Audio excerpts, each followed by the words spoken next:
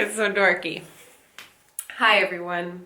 Today I wanted to talk about journals and how I journal, what I journal, all my journals, and so on and so forth. So, bear with me. I'm in the process of getting through a cold, the initiation of being back at school and working with kids again. It's just what you have to do. It's how you get initiated. So here we are, and it'll be gone soon. It's not terrible, but I am having a really hard time breathing today. So, and there goes all of my journals. There's just too many of them. They're falling everywhere. So, as I have mentioned before, I've been journaling since I was just a little kid. It was something that my mom always encouraged me to do. I have, my oldest journal that I have here with me today is from 2001. That's this one right here. I was probably 15 at the time when I wrote in this one. My handwriting, so sloppy. That's kind of cool to see an improvement there. This one is from 2010 to 2011. It has drawings on it and stickers and random bits and pieces. Actually, this is kind of cool because this is my contract from my very first year working at the school in which I am currently working at again. So that is crazy. There was a time in my life, as you could see, in which I didn't really have like a system. I didn't really have a preference. I guess I tended to gravitate towards greens. That seems to be kind of a thing. But I had different sizes. They were all really random. Some of them were given to me, like this one, this Federal Supply Service. I have no idea where that one came from, but I used it. This was probably one of my favorites. I painted this little turtle on the cover. I was really obsessed. Oh, this is interesting. There's a quote. This one's, did I say 2003 to 2006? I also took a lot more time to finish my journals. I haven't walked on water. I haven't moved mountains. I've never even built a pyramid, but I'm alive and that's enough for me. Wow. So deep. I was in high school. I think this was my senior year of high school. And that's funny. I talk about how difficult it is to start a journal and how it's very overwhelming and very terrifying. And there's like this tendency to want to make it perfect because it's the very first page. But that is one of the things I want to talk about with you all today. How I write so much and what is it that I possibly have to write about that I'm able to finish a journal in averaging about 3 weeks these days. And my number one tip is to write like no one's reading. You know the expression, dance like no one's watching? Write like no one's reading. If you write for yourself and yourself alone and never for an audience, you can even burn your journal at the end of completion so that you can ensure no one ever reads it. It really takes off that pressure. It's very liberating because then you can just write whatever you feel inspired to write about. So sometimes when I write, I write stories. Sometimes I write short stories.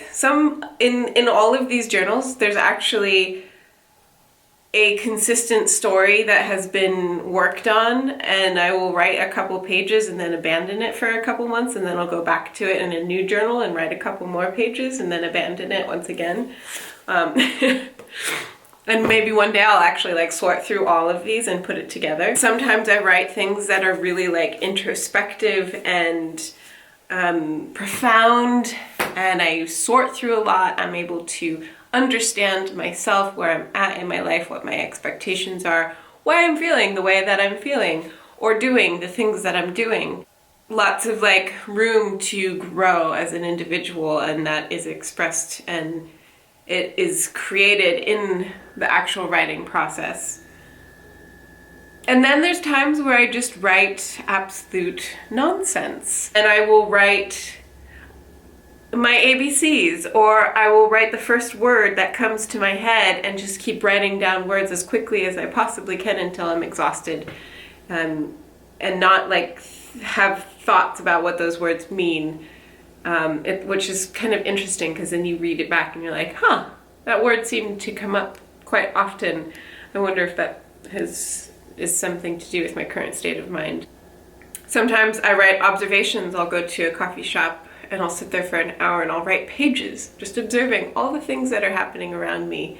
It's really fun, like being a fly on the wall and just watching the world play out and recording and writing about it. It's kind of like a writing prompt, if you will, but it's happening in real time and it's happening all around you.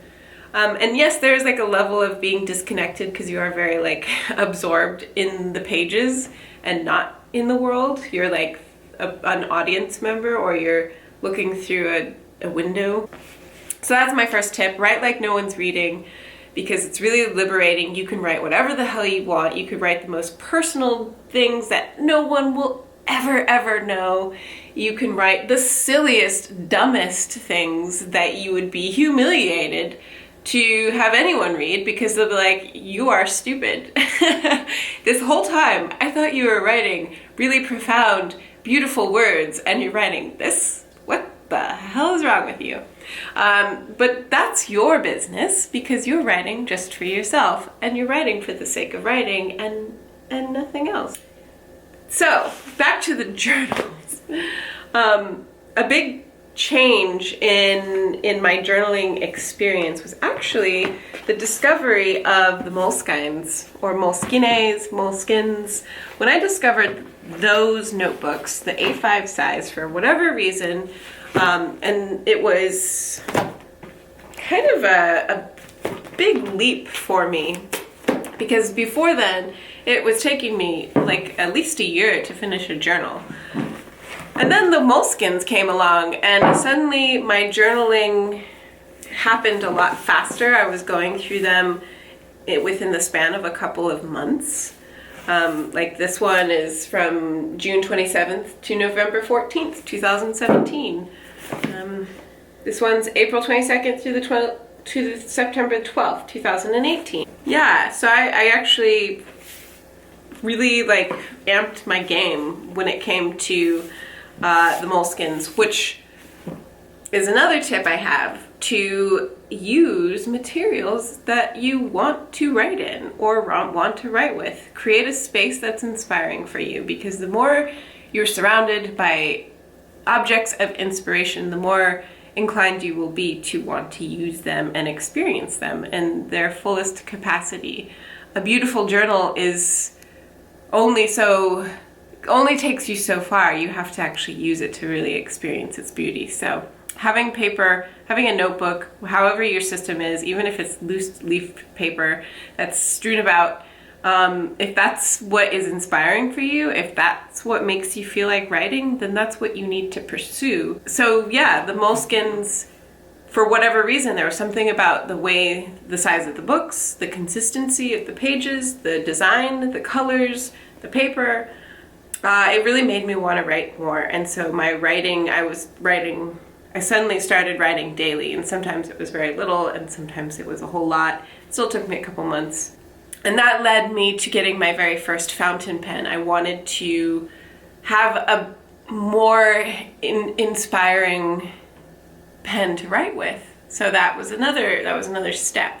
And I wrote with a Muji Japanese aluminum fountain pen for 3 years. I started with the Moleskines, and in one of these I talk about my very first fountain pen.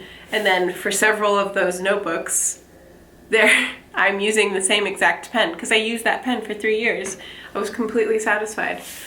And then I bought my very first vintage fountain pen, which was really exciting. And suddenly I was really particular about my paper and the inks that I was using, and felt really particular. And so the Moleskines were suddenly no longer good enough.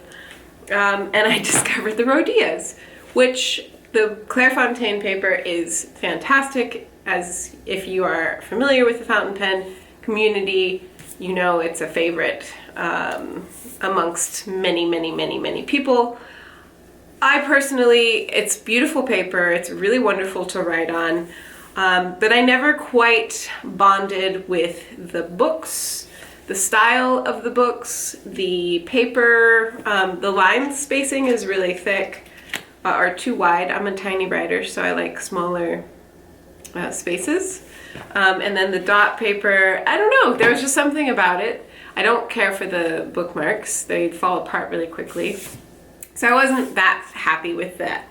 And then I discovered the Leuchtturm, and that, again, was a huge game changer. And this video is all over the place, and I do apologize. These are my finished Leuchtturms. I love the colors. I love that they come with the little stickers to label them, so I started naming my journals, giving them titles. This one's called The Shift, The Pope, the Lovers, and the Fool, A Girl Consumed in Other Stories, La Maison d'Ève, I Am la Papesse, A Discovery of My Power.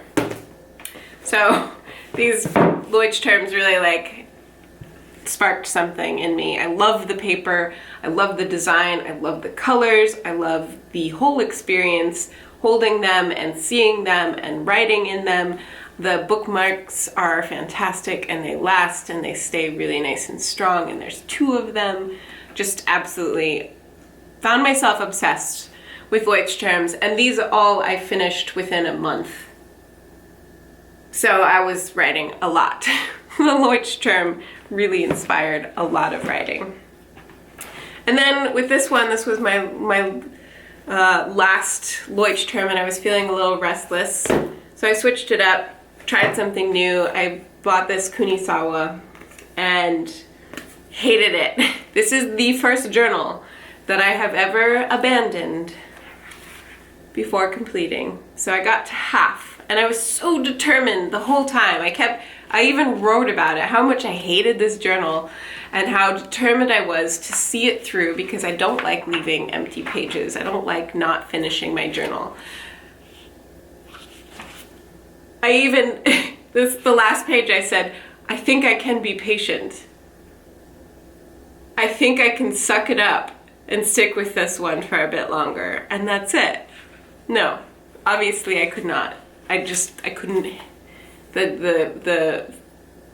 it just feels very cheaply made. The copper plating is coming off.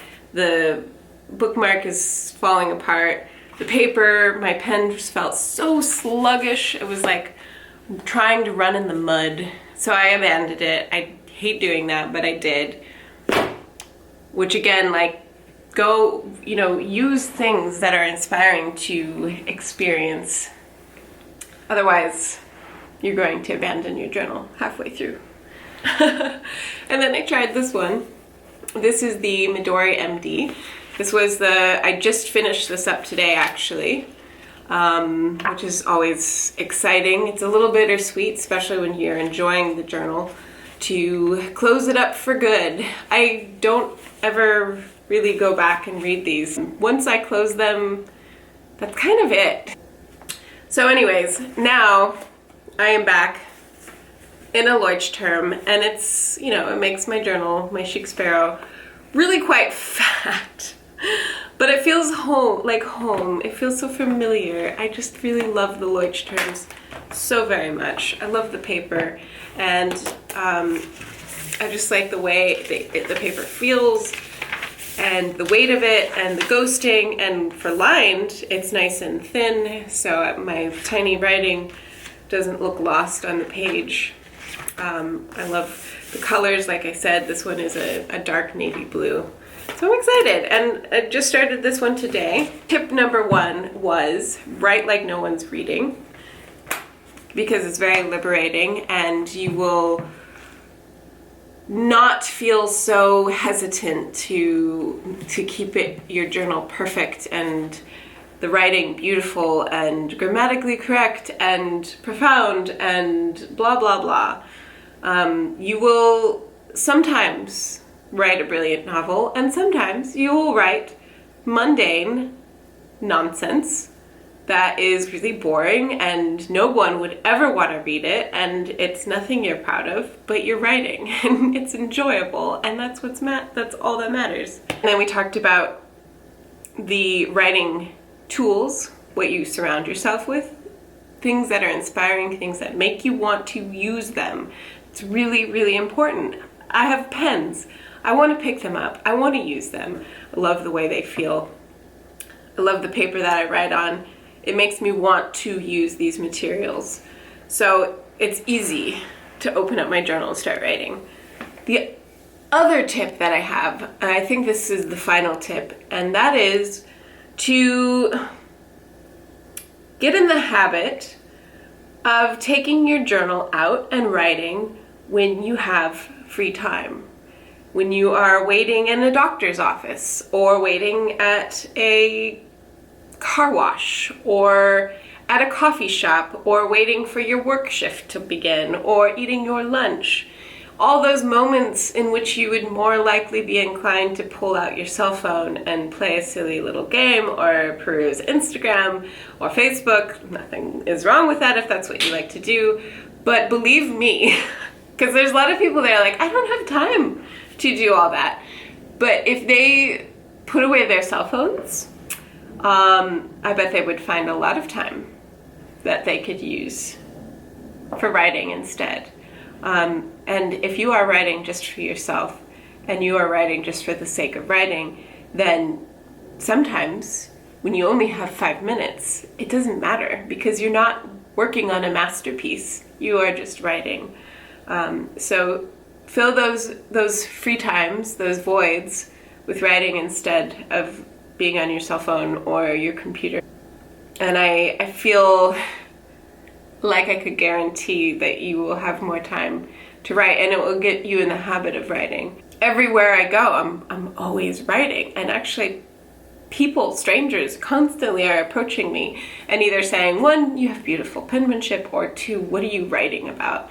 In fact, it was before the school had officially opened, but I was there early, and some of the kids were there really early. And so we were all just sitting, and they were doing coloring pages, and I was writing in my journal, and one of the students said, what are you writing about?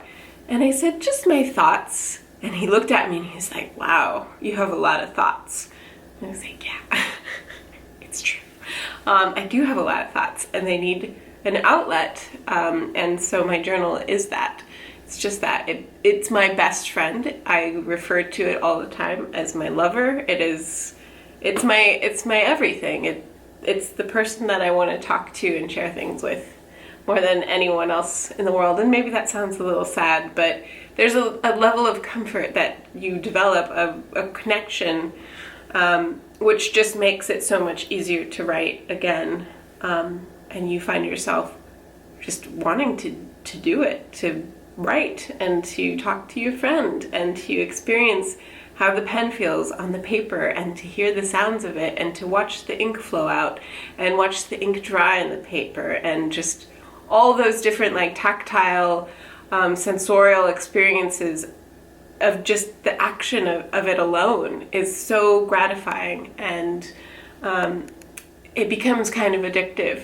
So anyways, I hope this answered your questions. What I write about, how I write, approach writing, how I get through so many journals, and the journals that I like. These are all very common things I get asked, and so hopefully I've answered them so succinctly, and this wasn't too rambly. So thank you all for watching, and I will talk to you soon. Happy writing.